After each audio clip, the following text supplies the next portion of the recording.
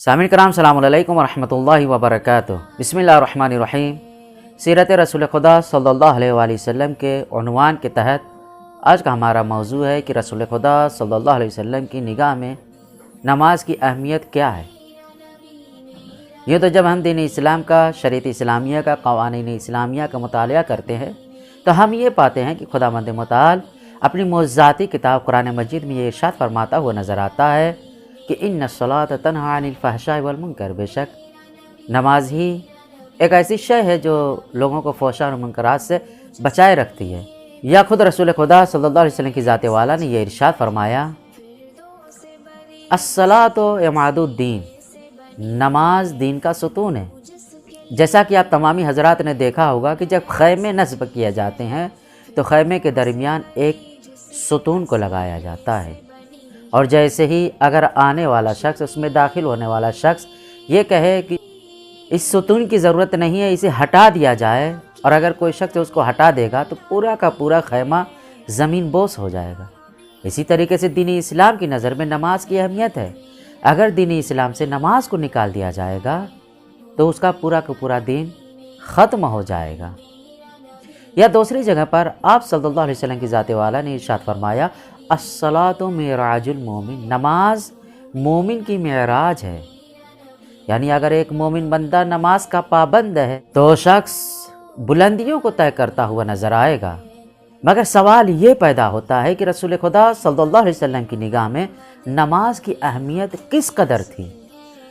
تو اس سوال کے جواب میں ہم مولا کائنات علی بن ابی طالب علیہ السلام کی اس حدیث کو پڑھتے ہیں کہ آپ علیہ السلام کی ذات والا نے ارشاد فرمایا کہ کان رسول اللہ صلی اللہ علیہ وآلہ لا یؤثر علی الصلاۃ عشاء ولا غیرہ، رسول خدا صلی اللہ علیہ وسلم کی ذات والا نماز کے اوپر کسی شے کو ترجیح نہیں دیا کرتے تھے، چاہے وہ کھانے پینے والی اشیاء ہی کیوں نہ ہو یا اس کے علاوہ دوسری شے کیوں نہ ہو۔ یعنی اگر کوئی شے رسول خدا صلی اللہ علیہ وسلم کی نگاہ میں اہمیت کی حامل تھی تو وہ صرف اور صرف نماز تھی۔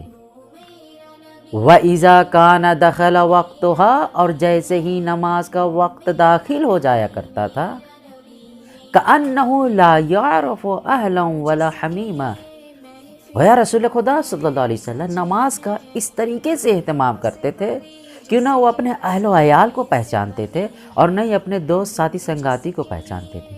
یعنی رسول خدا صلی اللہ علیہ وسلم کی نگاہ میں اگر نماز کی اہمیت کو دیکھنا ہوگا تو ہم یہ پاتے ہیں کہ آپ نماز کو ہر شے پر ترجیح دیا کرتے تھے، اور جب وقت نماز ہو جایا کرتا تھا اس قدر جٹ جایا کرتے تھے کہ اپنے اہل و عیال، بال بچے اور اپنے دوست ساتھی کو بھی نہیں پہچانتے تھے۔ یعنی جتنی بھی توجہ دیا کرتے تھے وہ پوری کی پوری توجہ صرف اور صرف نماز کی طرف ہوا کرتی تھی، اس کے علاوہ کوئی دوسری شے نہیں تھی۔ مگر ہم اس حدیث سے یہ نتیجہ حاصل کرتے ہیں کہ آج کے زمانے کے اعتبار سے، ماحول کے اعتبار سے جو بیجا رسم ایجاد ہو گئی ہے وہ یہ ہے کہ مثال کے طور پر ہم عزاداری کو برپا کرتے ہیں، جلوس کو برآمد کرتے ہیں، مگر جیسی وقت نماز ہو جاتا ہے تو ہم نماز کو اہمیت نہیں دیتے ہیں بلکہ ہم عزاداری کو اہمیت دیتے ہیں۔ عزاداری کا مقام، مرتبہ اپنی جگہ پر ثابت ہے، مگر جب حدیث کے ذیل میں دیکھا جائے گا تو ہمیں نماز کو ترجیح دینا چاہیے۔ یعنی جہاں تک جلوس پہنچا ہے اس کو وہیں پر روک کر ہمیں پہلے نماز کو ادا کرنا چاہیے۔